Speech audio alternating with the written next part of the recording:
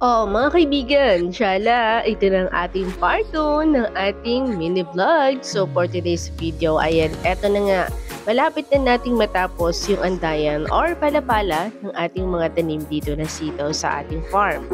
So, kasama pa rin natin sa video na ito yung ating kapatid at talaga naman nakikita ninyo dito sa video na to. Sobrang sisipag talaga nila. O, di ba? Huwag kayong mag-alala, kayang-kaya ko rin kung anong kaya nilang gawin. So ito na yung mga sitaw natin. Malalaki na talaga siya mga kaibigan, kaya kailangan na silang lagyan ng palapala.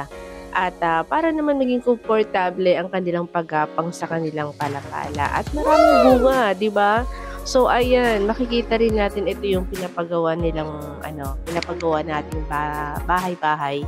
So ayan, konting-konti na lang talaga to. Matatapos na mga kaibigan. Makikita nyo na yung kabuuan ng pala-pala ng sitaw.